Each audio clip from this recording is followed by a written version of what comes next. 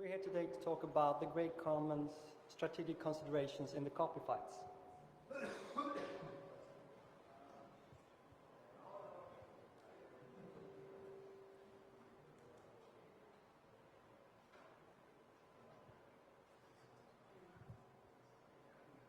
Inspiration, so you gonna see you can't replace him. We keep imitation from these generations. Do you want more? Cookie and roll with the Brooklyn balls. So for one last time, I need y'all to roll. Can I get an encore? Do you want more? Gigi Mouse took the vocals from Jazz C's The Black Album and remixed it with Beatles' The White Album. In his creation, The Grey Album, he was breaking the copyright law. He was climbing up on shoulders of giants. I guess he just did it, and so did his work. The success of his work would never have been possible without file sharing. Mashup culture exists in the same bowl of production, obtaining, downloading, remixing, reinserting, distribution, and uploading. And sometimes, like in this case, the work escapes the claws of the copyright owners. A claw that has been stretching to bring us back in time before internet, computers, and file sharing. But we will continue and protest against restrictions of file sharing by making file sharing better. The remix has always been here in the way we as beings become, splitting and mapping and absorbing the world with our minds. When computers made a similar splitting possible by storing and processing information, a breakdown of the mass-medial dichotomies started. The computer that takes this property and as it starts its most basic function, copies and remixes.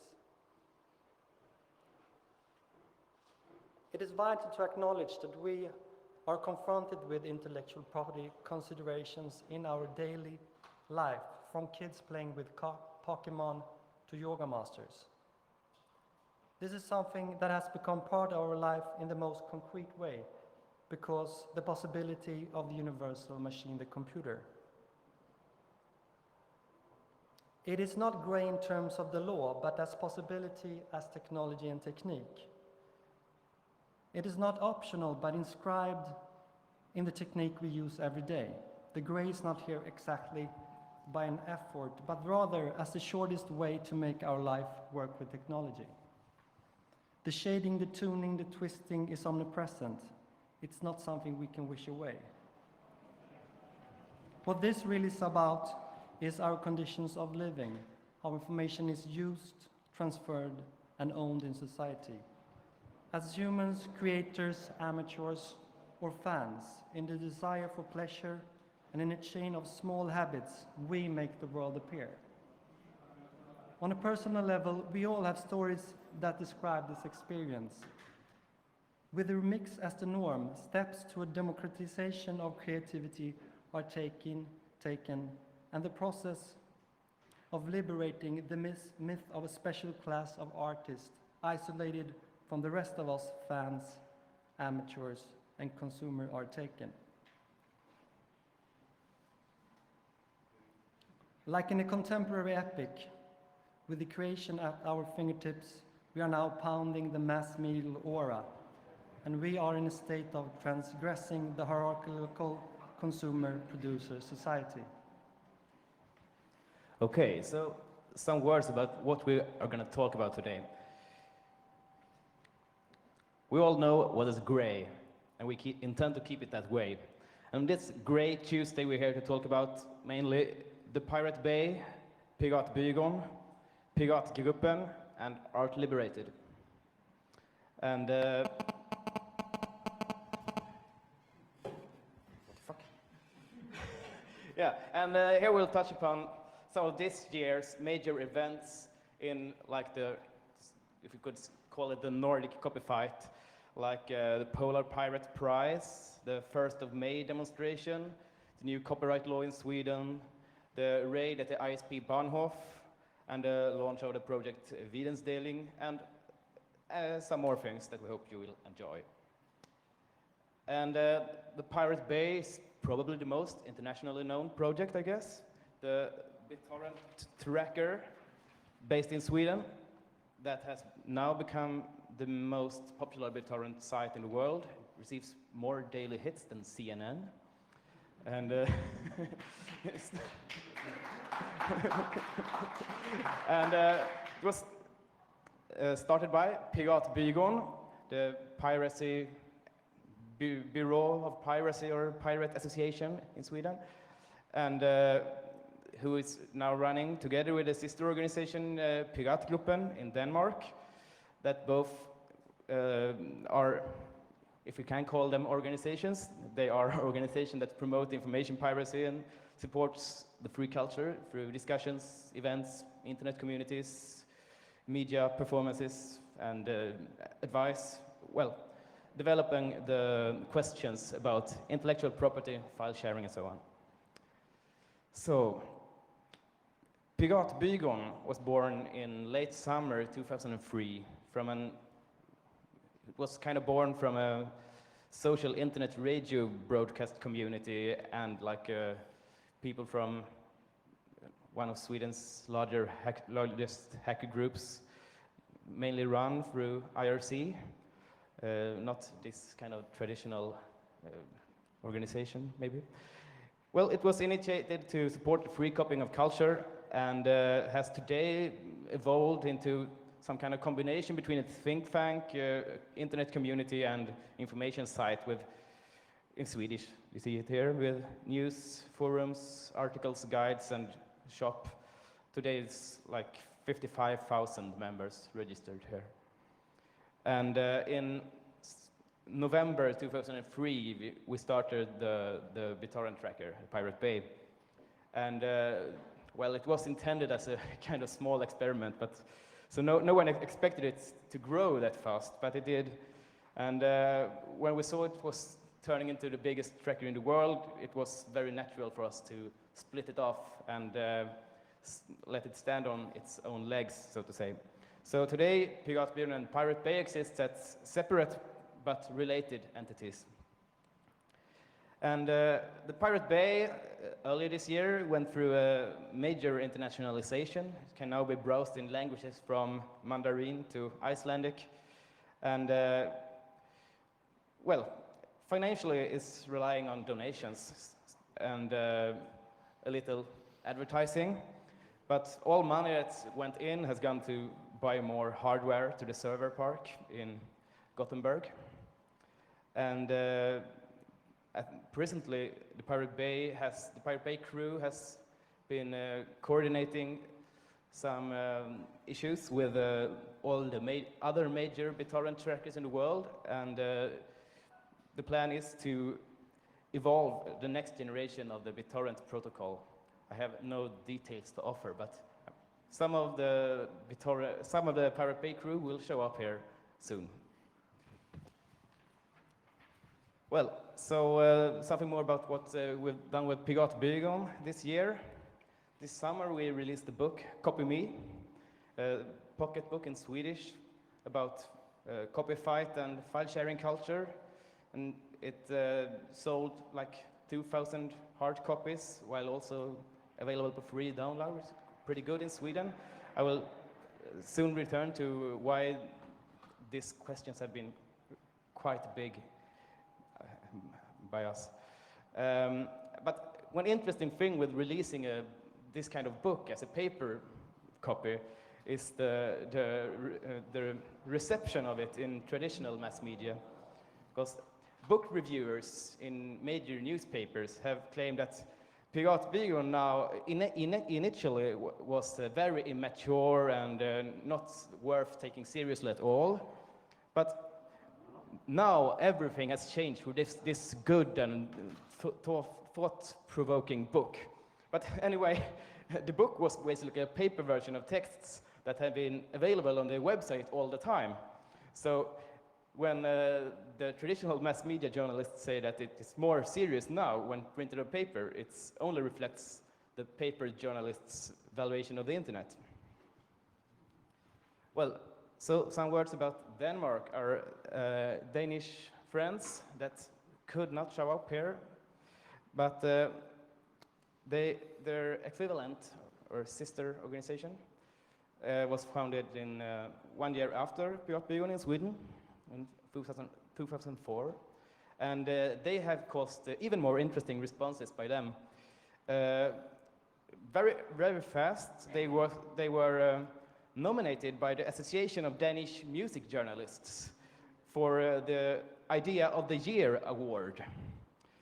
And the copyright industry turned hysteric. And the big trade union federation in Denmark withdrew their sponsorship for the prize award, seeing that as some kind of attack on workers' rights.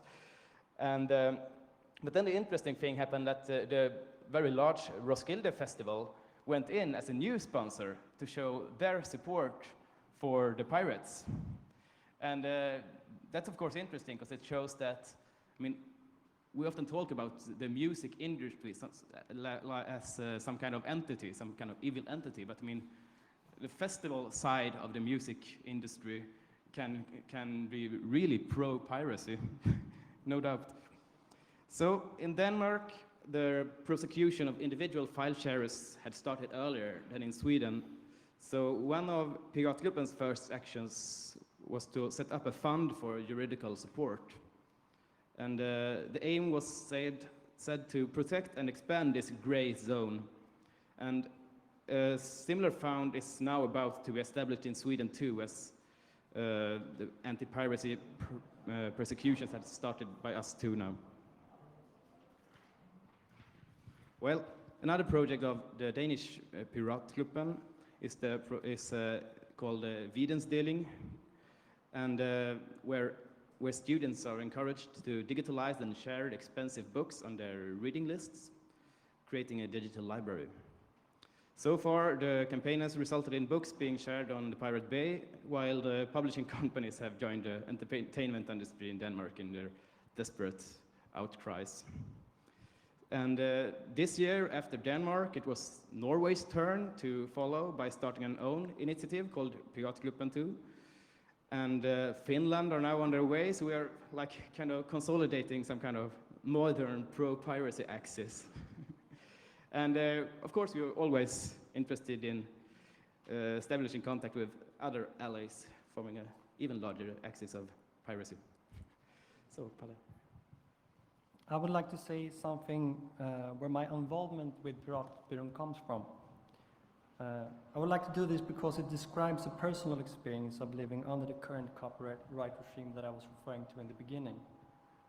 I've been involved with Piratbyrån since more than a year now, and we met at a party for the best Swedish website. And since we had many aspirations in common, we decided to do some kind of collaboration.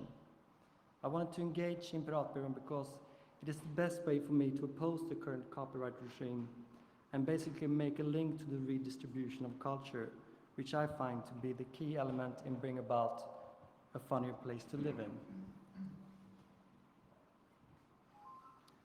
In '95, I did a project, Museum Meltdown, in collaboration with another artist, Tobias Bernstrup. With this project, we got international recognition as the first group of artists to use computer games in our artist practice. Museum Meltdown consists in a series of site-specific computer game installations in European art museums. Using the graphical engine of existing video games like Doom, Duke Nukem 3D, Quake, Half-Life, we transformed the museum architecture into violent computer games, where the museum visitor could wander around inside the virtual version of the museum and killing and blowing up masterpieces. Since then, I've continued to work with computer game-based projects. The last one, Evil Interiors, are computer games reconstructions of movies like Psycho, Reservoir Dogs, and Scarface. I have experienced and loved the power and potential of the open file and information structure of the computer game community, where files are shared among kids for the benefit of the evolution of playing, which basically is the same mentality of sharing that the game culture was originated from. This experience is essential for me in the way I look at the possibility of digital culture today. Another key experience that led to the involvement with Piratbyrån was born in 2000 when I made a video that was censored and stopped on copyright grounds.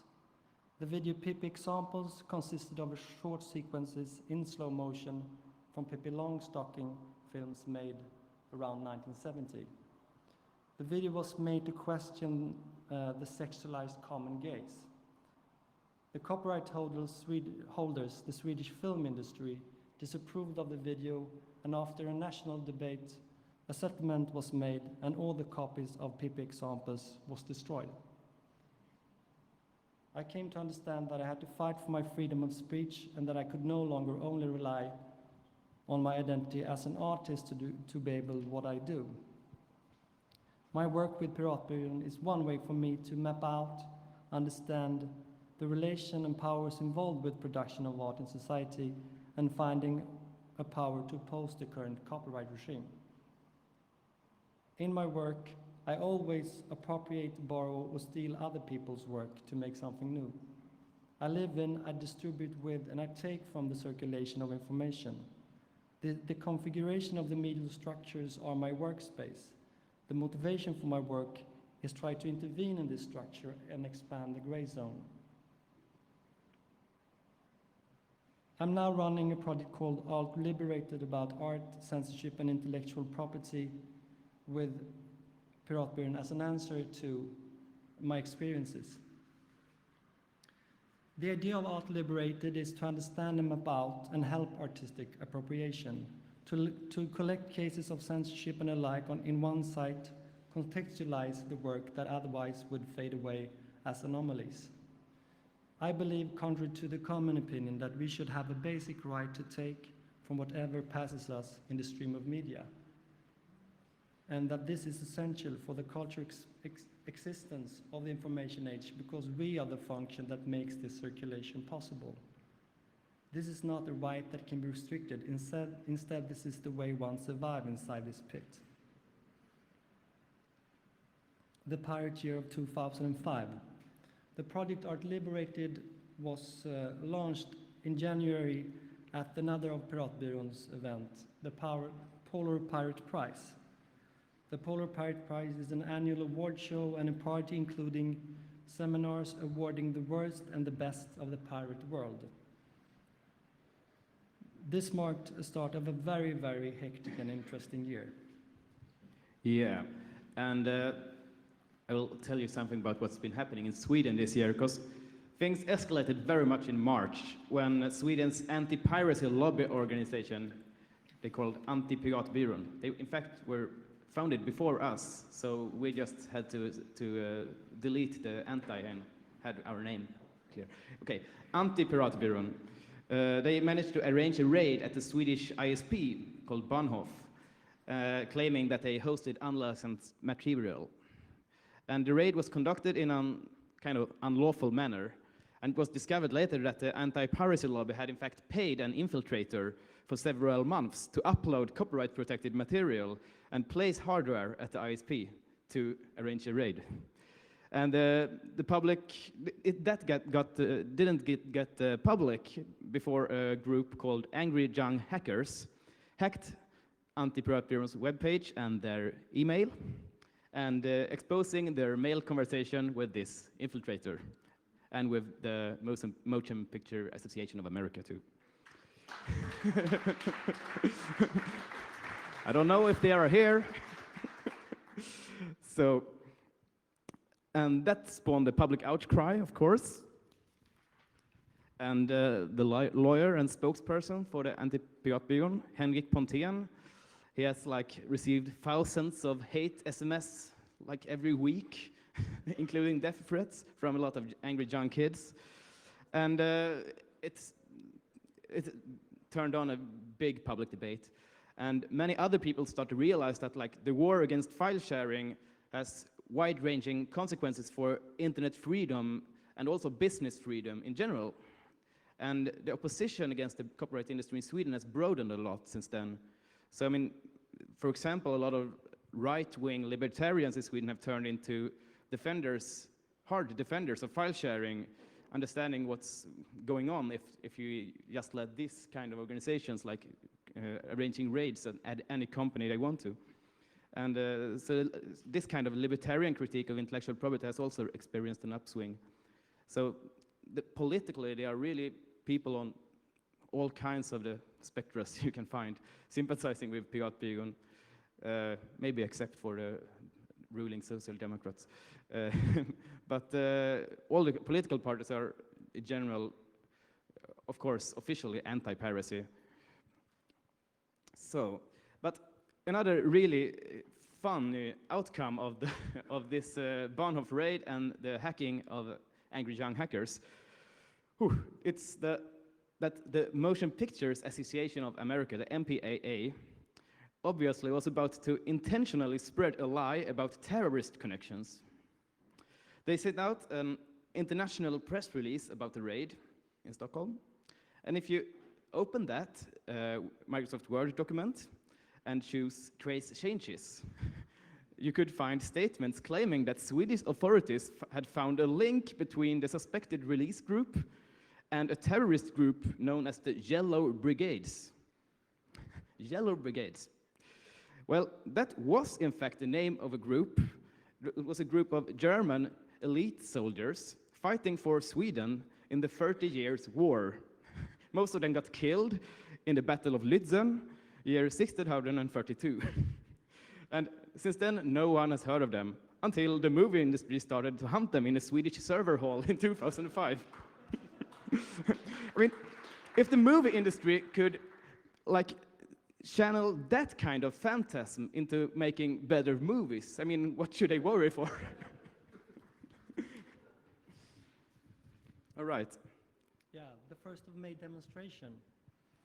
At this hot spring, at the 1st of May, it was time for all internet lovers, file shares and Paris to gather in Stockholm.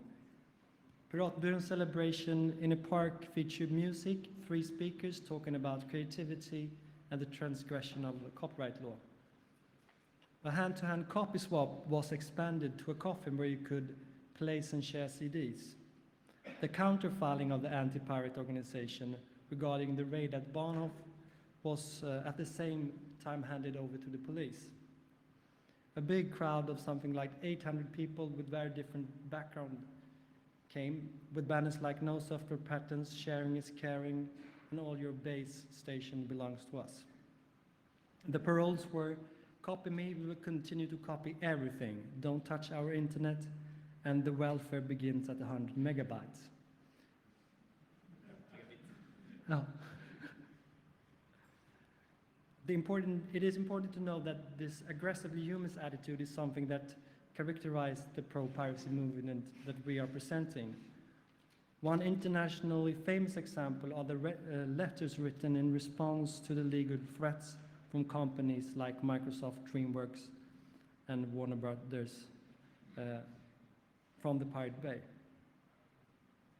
They are to be found, their websites, as you may know. Check it out, it's great. Oh, the rest of the Swedish delegation is coming. Oh.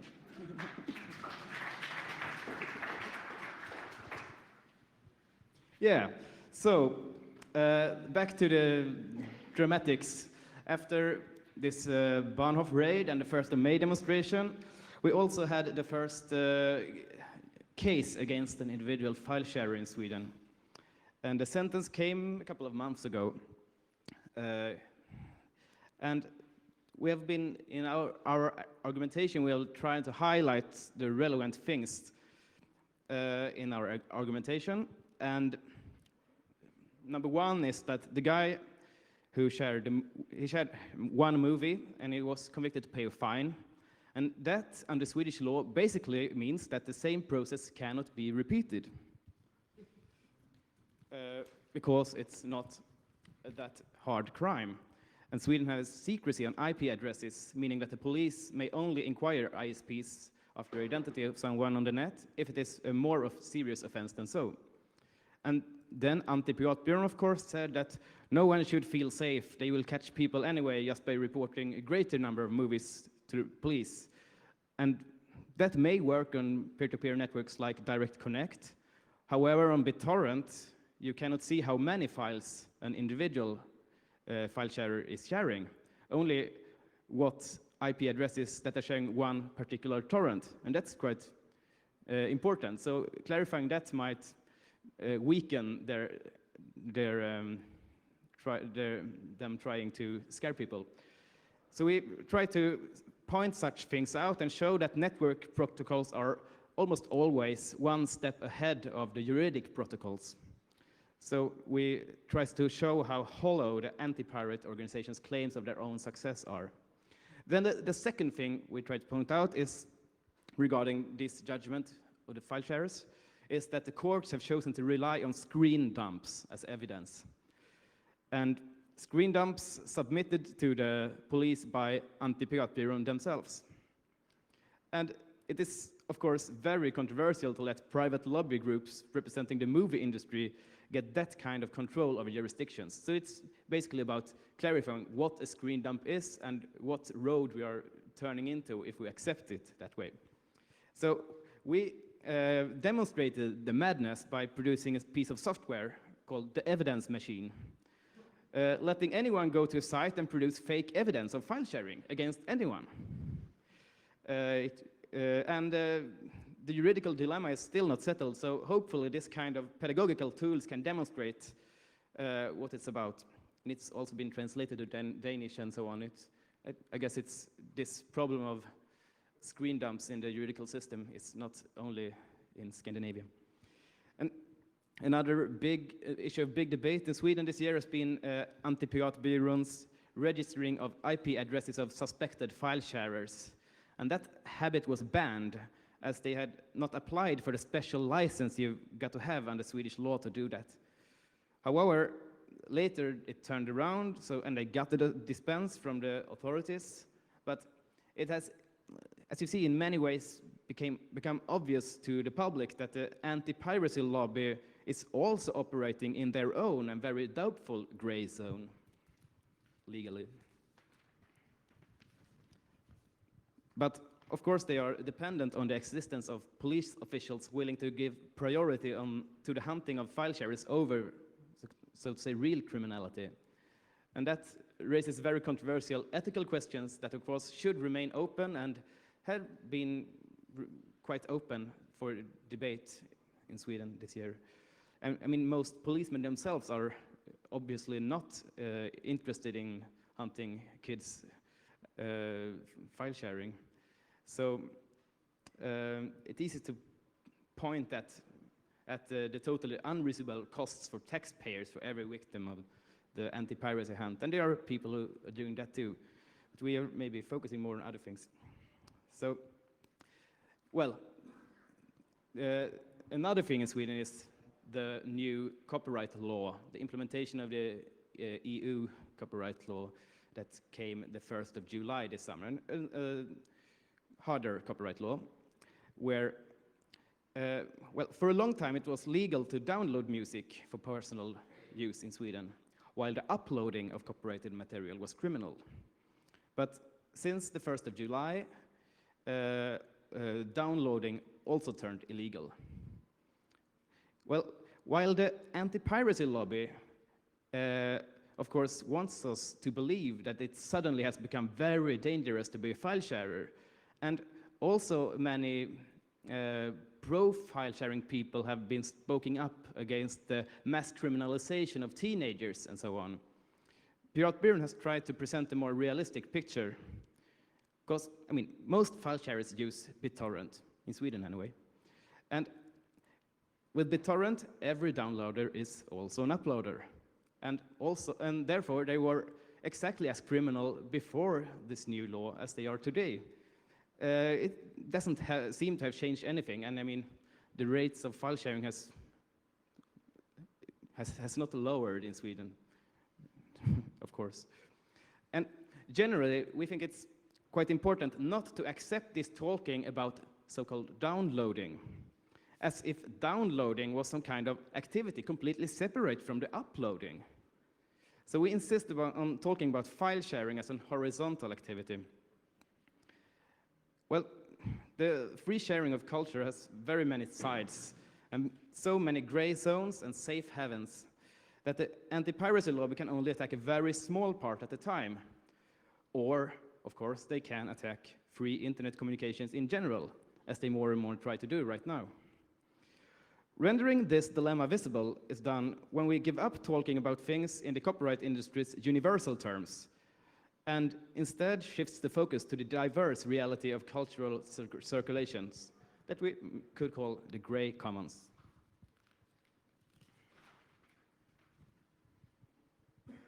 The gray zone also becomes visible if you put the attention to how arbitrary the very definition of copying is, how it is based on outdated technical categories. There is a tactical point in clarifying how it's getting harder to distinguish between local transfers of data, for example, in wireless environments, and file sharing between different systems. Clarifying that digital technology is built on copying and that internet is built on file sharing. Copying is always already there. The only thing the copyright can do is to impose a pseudo-moral differentiation between so-called normal workings and immoral.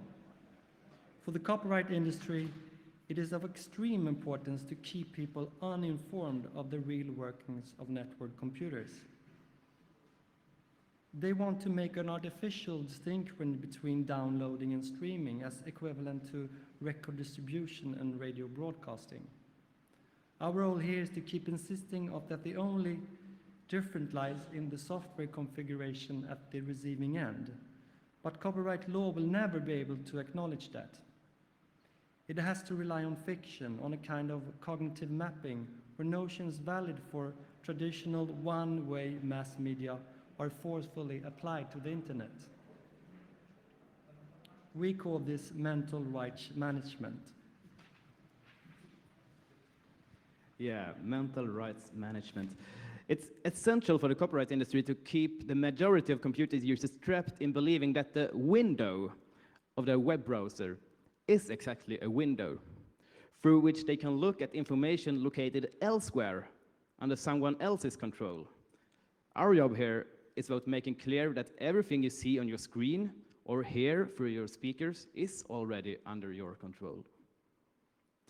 Zeros and ones have no taste, no smell, no color, be they parts of pirated material or not.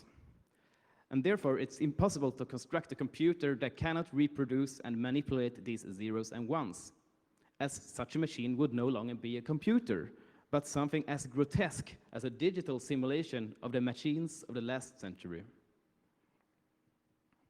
But of course, the aim of copyright is to do exactly that.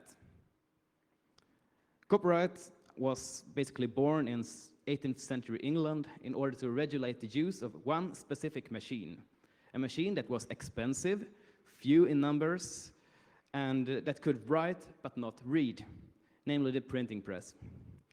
Ever since, copyright laws have tried with varying success to make other machines imitate the characteristics of that one-way medium. And the concept was pretty easily adapted to the first technologies of sound and image recording, as gramophone and film entered around the turn of the last century.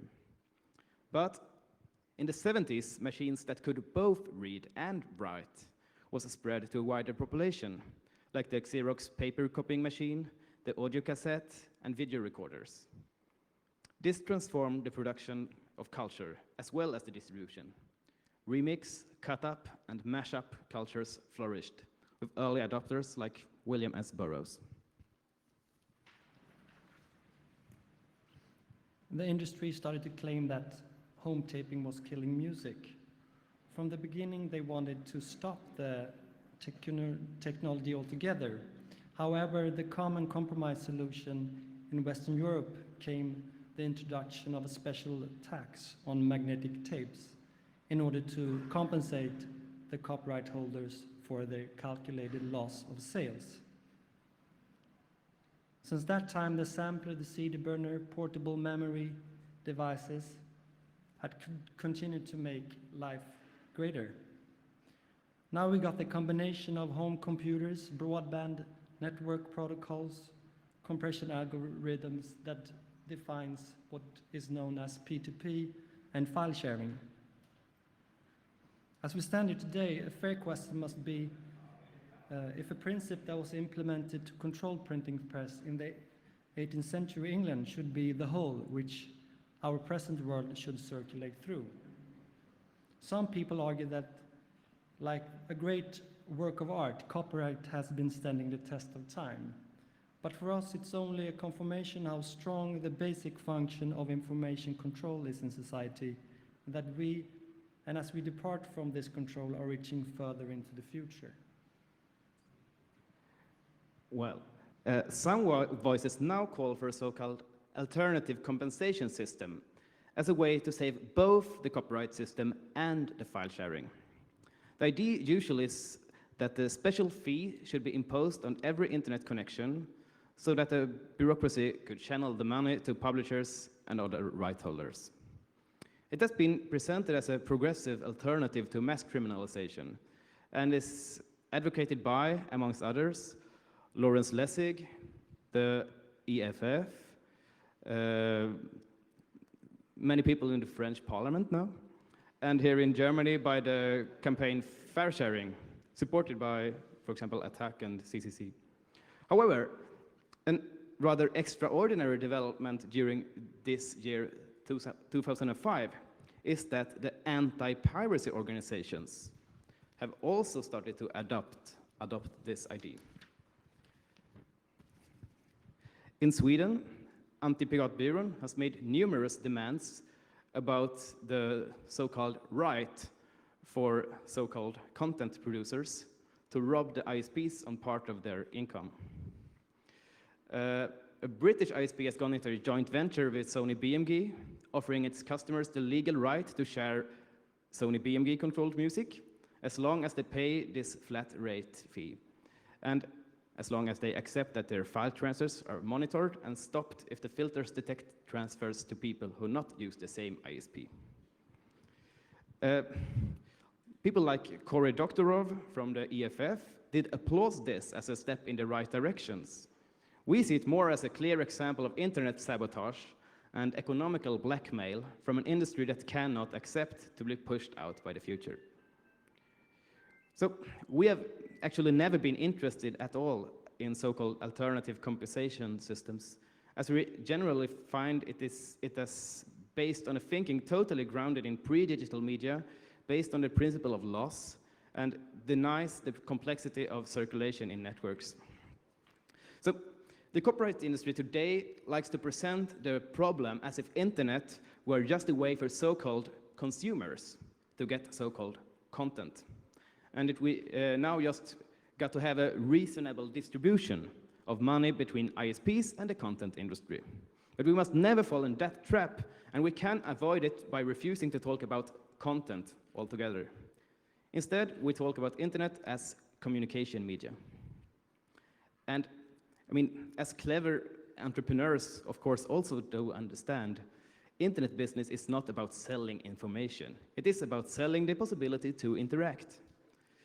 And in addition to file sharing, people use their broadband connection to so many kinds of production, circulation, and communication. And therefore, it's totally wrong to regard our role as to represent consumer interests. On the contrary, it's all about leaving the artificial division of humanity into the two groups, producers and consumers, behind. But that division is constantly upheld by the copyright economy. One example is how independent music producers are robbed on money by collecting societies like GEMA in Deutschland, STIM in Sweden. Licenses have to be paid for concerts, for storage media, and for internet radio, and that's money that goes to the officially recognized producers, according to record sales statistics, basically. Another example regards the movie industry's bizarre lobbying to plug the analog hole by introducing a law banning video equipment able to rip analog media. The law proposal put forward by the MPIA mentions that so-called professional producers, of course, should have a license to use these video cards anyway. So the effect would, of course, be an extreme consolidation of the split between producers and so-called users. But at the same time, it's important to understand the schizophrenic nature of industry. I mean, companies like Microsoft and Sony are already totally dependent on what they call user-generated content, as people are willing to pay for a possibility to exchange their own sounds and pictures via different communication protocols. So, overcoming the split between producers and consumers, it's not some utopia of a world to come. That future is already here. The split is an abstraction that reinforces itself through the copyright economy, at the same time as it is undermined by the internet's desiring production. Maybe the most important now is to bypass the urge for solutions, for victory in battles and for compromise and stability. For example, talking about how to compensate copyright holders is to obscure the truth about the social production of culture, replacing it with the myth about copyright as some kind of wage for artists. And while some of the Creative Commons license can of course be useful, it would also be a trap to believe in that a some rights reserved approach would do anything to cool down the anomalies that we are talking about. On the contrary, keep insisting on the gray zone and keep it as wide and as open as possible will almost automatically produce a better conditions for going beyond the prevalent economic imperatives. Making general statements about the alternative of copyright always brings the danger of strengthening copyright's universality claim. We think that our project has in general succeeded in escaping the most obvious ritualizations, like explaining file sharing just as a response to expensive records and instead open new greystones. Make new links, make them live and kicking. Let the body of file sharing strategies become more unpredictable and more elastic to the constant pressure. The Pirate Bay is one example today, but we would also like to mention wonderful tools of other kinds like the Audio Scrubbler that helps people conceptualizing their relation to circulation of music outside the abstractions of the boring copyright mythology. While intellectual property will continue to be a battleground for the major clampdowns in society, there will always be innumerable loss of ways.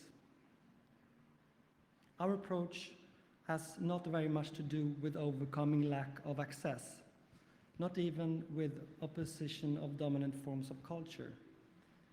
The drive of discovering, thinking, inventing alternative processes of production is the affirmative power of life as a vital experiment of complexity. Internet piracy is all about desiring production, and in the deepest effects in the long run are beyond our human capacity to compute. As Walter Benjamin talked about art as the production of desires that cannot yet be satisfied, but inevitably will reach far beyond the goals originally impossible to imagine. Thank you. Thank you.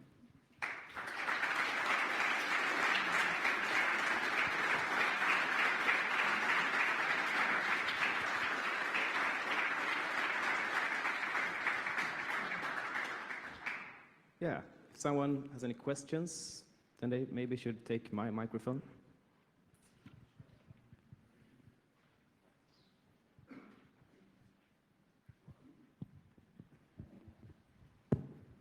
I have just one simple question. I don't understand purely your attitude. You say copying is always good, copy everything, because this attitude, I don't understand it. Can you tell me a little bit more about it? Well, personally, I don't understand what else you could think. I mean, some copying is bad. I don't know. I don't understand it. In fact. Okay, just one example. A friend of mine, he produced for 1.5 years a server who works with Ajax and some stuff like that. And now he wants to earn money because he invested 1.5 years. So you say everybody can copy this because... Well, everyone can copy this. Yeah, of course, but what is your attitude? Do you think they should copy it, or that's what's my question is? Well, we can't decide what people does copy, and we don't. I mean, it's only the anti-piracy side that believes in filters and that stuff. I understand what you mean. We are not the ones who are trying to say it's wrong to earn money or like we hate profits. That's not our approach. I mean, we like copying, and and we think that if someone wants to say that some copying is wrong and that it should be stopped, then it's up to them to declare how it should be stopped and how. I mean, we are tired of this fixating on the moral side in very general terms and want to push the question around and say, okay, if you don't like the copying, what do you want to do against it, basically? So your attitude is copy everything, you can do it, so do it. My attitude is copy me.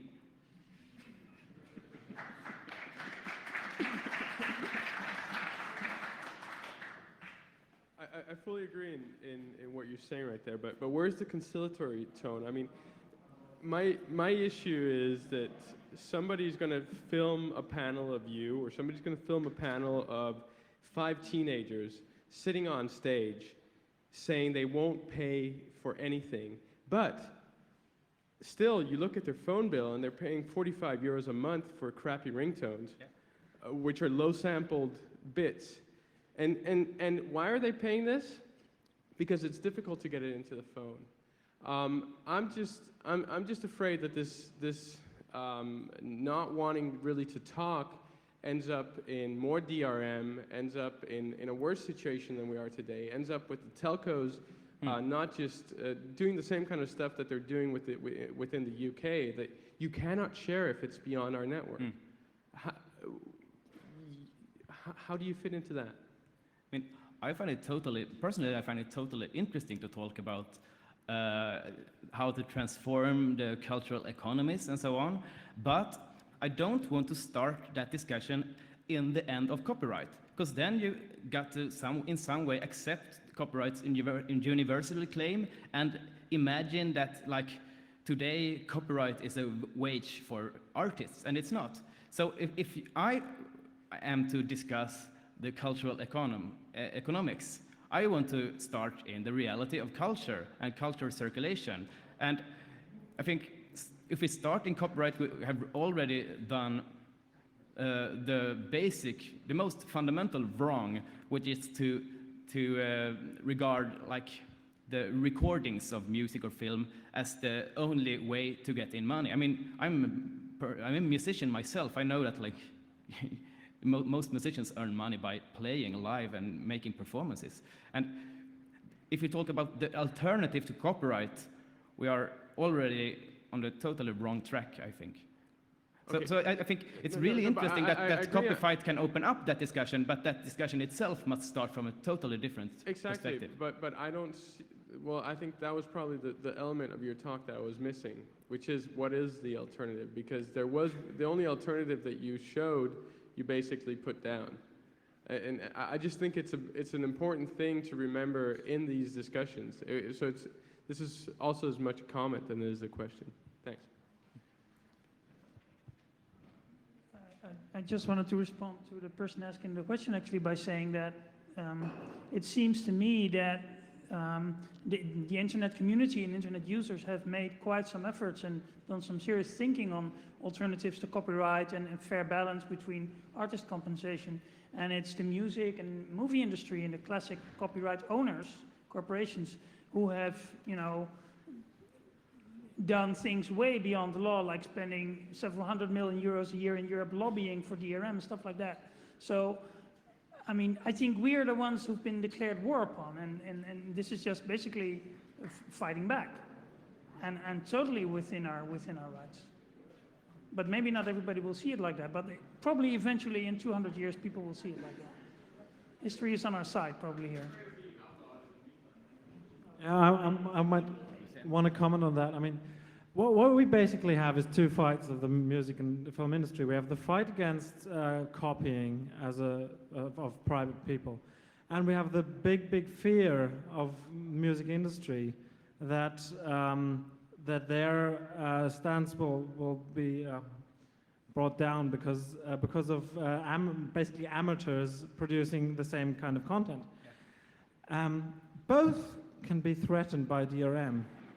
And that's a big problem because on one hand, amateurs could be locked down by DRM if if the consumer can't listen to their music, and the consumer being you and me, can't possibly copy music that is somehow protected by DRM either.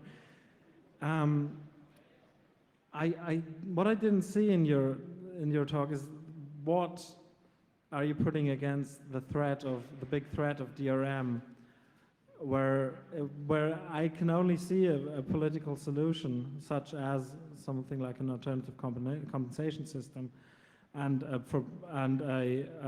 prohibition of DRM. What is your stance on that? I mean, well, DRM, buying nothing is not the right solution because there's too many people still buying the stuff, and TVs break, and then you buy a TV that can't, show non-DRM material, for example. well, I think our activities against DRM is like highlighting what it is about,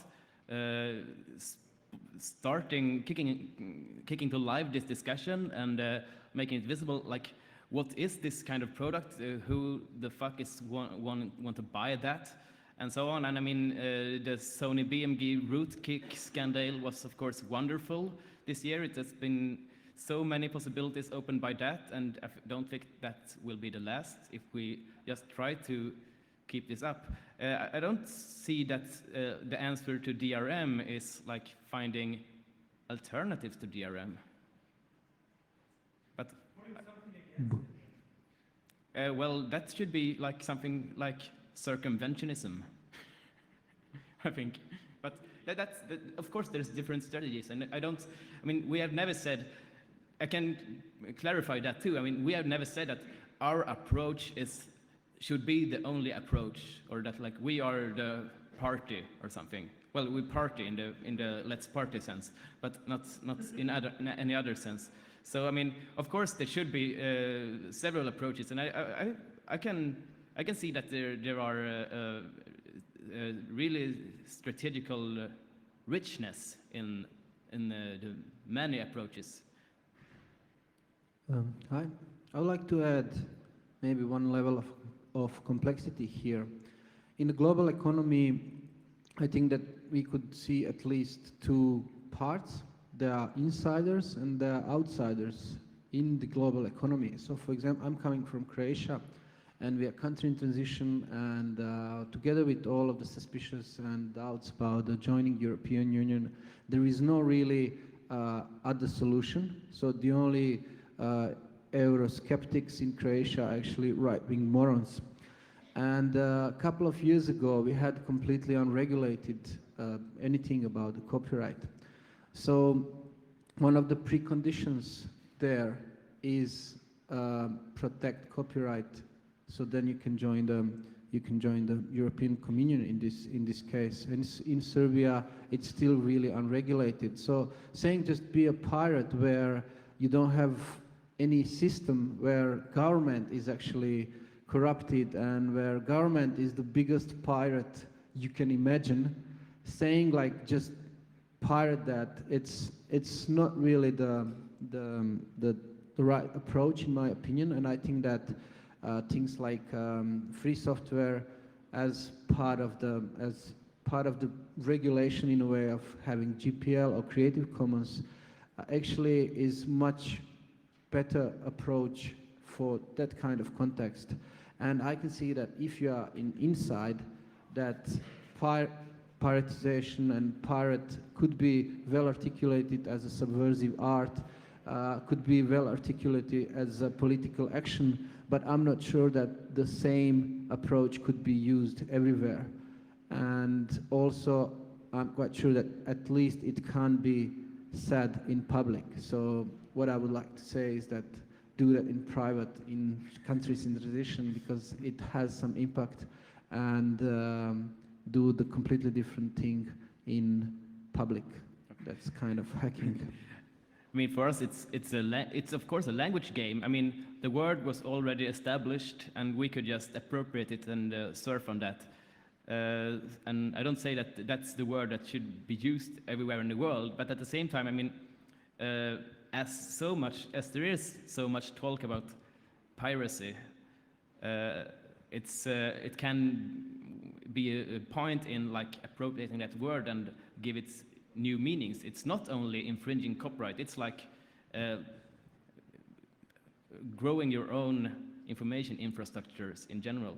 But then of course, we are not like saying that piracy is more important than free software or something. It's like, it's not that kind of prioritizations. And we are taking up all kinds of questions in our reporting and trying to get them together. I think to answer to you, I think both is important. On one thing, it's important to do it privately, and in one sense, it's very important to make it public. Because I think if we have a mix of strategies, it's very important, for example, to get big content of public broadcast under Creative Commons licenses on the internet. For sure, there you need very different strategies. But if we talk about file sharing and about the use of cultural goods, then it is very important to sort of give people a voice. Many people do it, but if they don't have a voice, the pressure will get stronger and stronger. And if people who do it, who have this praxis, have a voice, which they have like with projects like this, then they are able to fight back, and there will be a balance. Because in copyright law is never the law is important. Always important is what is the balance in praxis. And it's not only about fighting for better laws, it's also fighting for better praxis, and you should keep that in mind, I think, and then bring this together. And that's why you don't only do it in private, but also make it public, what you do and why it is important to do with it. Yes, and you can say that like, without mental rights management, you cannot establish digital rights management, because you got to have the mental rights management to get people to accept it. And it's the best way against digital rights management is a good mental rights management. Well, can you just take one more thing? We would like to, if someone wants to talk to like us or the other people from our delegation, people from Piratbyn and the Pirate Bay about anything, we said we could meet at like 8 o'clock this evening. I don't know where should we meet?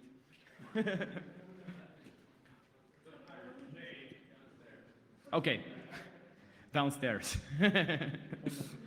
Sure.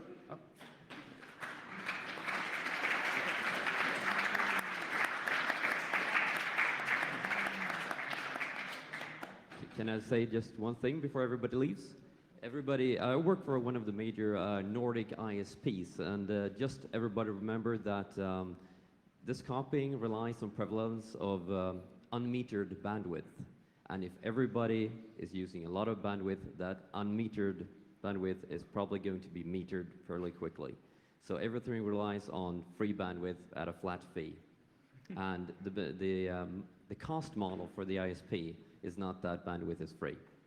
So right now we're living in a world where usage for 10% of the users, the high volume users, is basically free, and the rest of the 90% is paying for it. If those 90% start to use the same pattern, this unmetered internet is going away, most likely. And then people are not going to pay to upload content to other people without getting anything back. Just one thing to think about. Thank you.